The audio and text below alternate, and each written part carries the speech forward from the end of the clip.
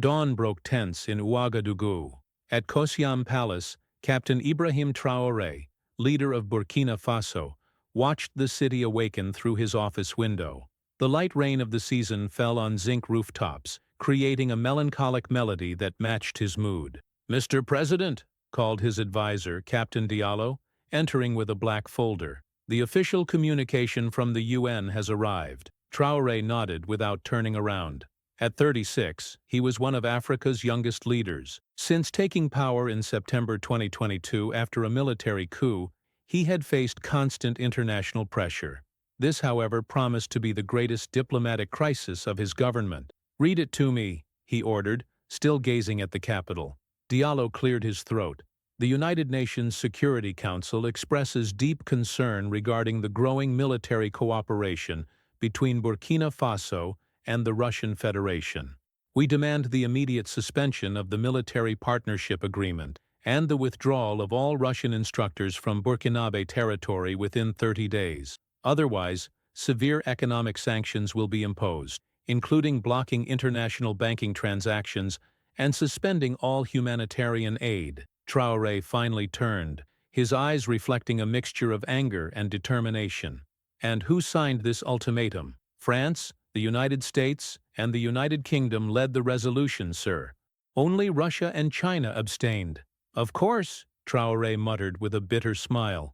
"The usual suspects." He walked to the large wooden table where a map of Burkina Faso was spread out. Red markings indicated areas under jihadist control. Before the partnership with Russia, almost a third of the country was marked red. Now, only small pockets remained. "They want us to abandon the only partners who have actually helped us fight terrorism," he said, running his fingers over the map, "while France and the US sold us obsolete weapons and imposed impossible conditions. The consequences will be severe, sir," warned Diallo.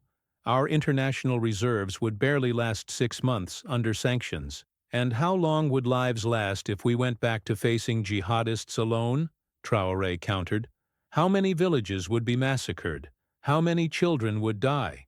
Before Diallo could respond, another advisor entered hurriedly. "Mr. President, CNN, BBC, and Al Jazeera are requesting interviews about the UN ultimatum. Somehow the document has leaked to the press." "Leaked?" Traoré exchanged glances with Diallo.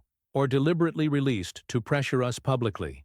"We've also received calls from the French and American embassies," the advisor continued. "They're requesting urgent meetings." Traoré walked to the window again. The rain had stopped, and the sun was beginning to shine over Ouagadougou. It was like that in his country. Intense storms followed by scorching sun, with no middle ground. "Arrange a national broadcast for tonight," he ordered, "and summon the Russian ambassador and the commander of the military instructors for an immediate meeting." "What about the Western embassies?" "Tell them the president is busy planning the country's defense," Traoré replied, with renewed determination in his voice, a defense they never truly cared to support. When alone, Traoré took out his personal phone and opened a photo folder. Images from his recent visit to northern villages, previously controlled by terrorists, faces of smiling children, grateful elders, women who could finally work in the fields without fear. "We will not return to times of submission," he murmured to himself, "even if it means facing the entire world." In the capital, rumors about the ultimatum were already spreading through markets and streets. People talked in groups, concerned about the future. Many remembered what life was like under the constant terror of jihadist attacks. Others feared the impact of economic sanctions. The world awaited Burkina Faso's response, and Ibrahim Traoré knew that his decision would define not only his country's future, but potentially alter the balance of power in West Africa forever. The Situation Room at Kosiam Palace was sealed and protected against electronic surveillance. Around the oval table sat only 6 people: Traoré, his defense minister, the military chief of staff, Russian ambassador Viktor Sokolov, Colonel Mikhail Petrov, commander of the Russian military instructors, and Captain Diallo, who was taking notes. "The ultimatum is merely a pretext," Sokolov stated in fluent French. "The real goal is to force Burkina Faso back into the French sphere of influence." Traoré listened attentively. "How strong is Russia's commitment to us?" should we decide to defy the UN? Sokolov and Petrov exchanged quick glances. Moscow is committed to our partnership, the ambassador replied. President Putin has authorized me to inform you that we can double the contingent of military instructors and accelerate the delivery of attack helicopters. What about the economic aspect? Questioned the defense minister. Will we survive severe sanctions?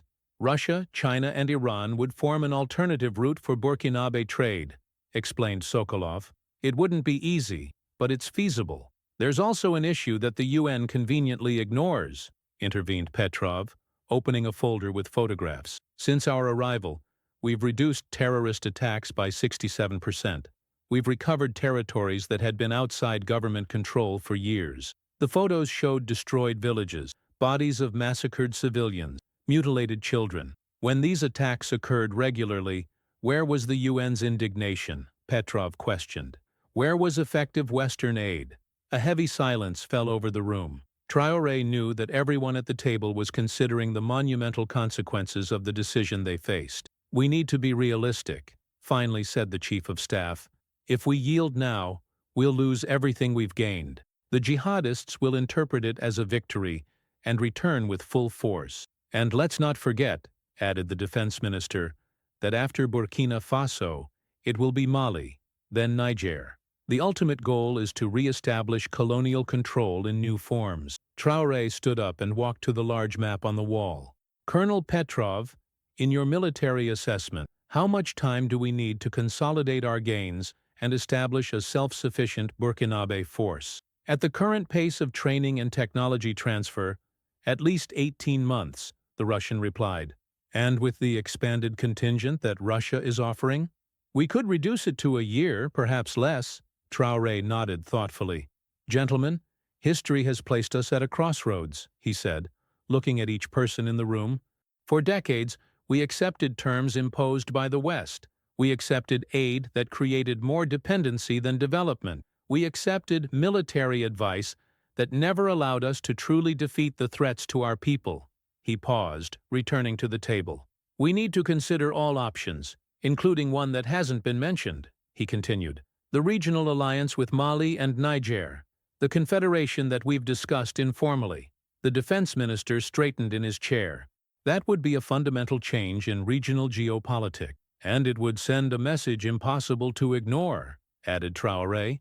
3 countries, united by common challenges, collectively defending their sovereignty. Moscow would support such a confederation, Sokolov immediately affirmed. The discussion continued for hours, analyzing every aspect of the situation, military, economic, diplomatic. When they finally finished, the sun had already set.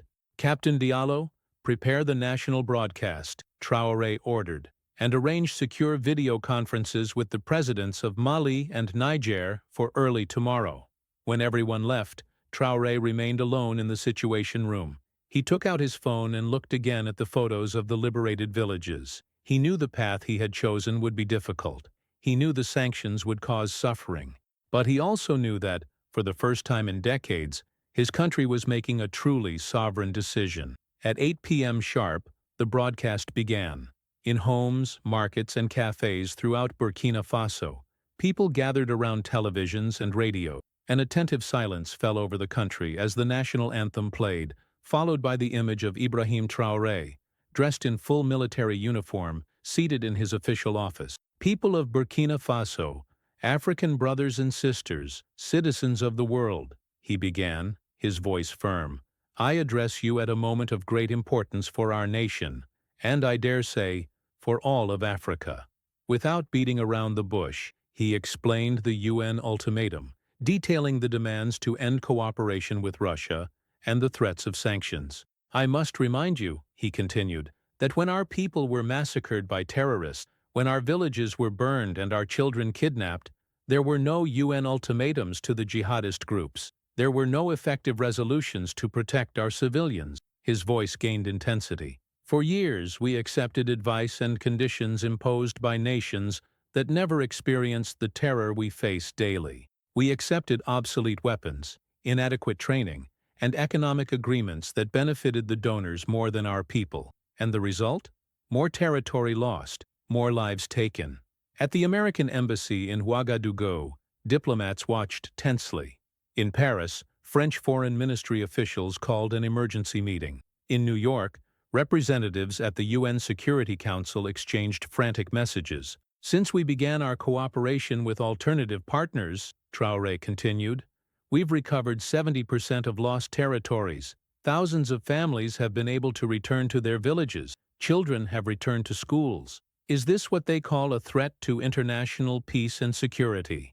Traoré then did something unexpected. He stood up and walked to a large map of Africa. The problem, my dear compatriots, is not in our choice of military partners. The problem is that we dared to make an independent choice. We dared to break the invisible chains that still bind Africa to the neo-colonial system. In the village of Barcelogo, previously controlled by jihadists and now secure, entire families listened in silence. In Bobo Dioulasso, university students applauded every sentence. In the streets of Ouagadougou, crowds began to form spontaneously. Today, I'm not just responding to the UN ultimatum, declared Traoré. I'm announcing a new era for our nation and region.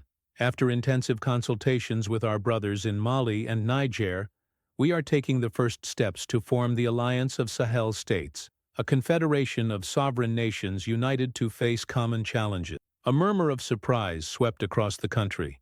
In the world's centers of power, the shock was even greater. No one had predicted this move. This alliance, he continued, will create a common market of more than 70 million people, coordinate our defenses against terrorism, and speak with a single voice in international relations. We don't seek isolation. We seek fair partnerships, whether with East or West, North or South. Looking directly into the camera, his expression became solemn. As for the ultimatum, our response is clear. Burkina Faso will not accept external diktats on how to protect its people. We will not expel those who effectively help us against terror. We will not trade our newly conquered security for international approval. The crowds in the streets grew. Burkina Faso flags appeared in windows. We are prepared for sanctions, he stated. It will be difficult, I won't deny. But I ask, what is more difficult? Temporarily facing shortages of some products or permanently facing shortages of human lives? What is more painful? Paying more for imports or paying with the blood of our children? Traoré ended with an appeal.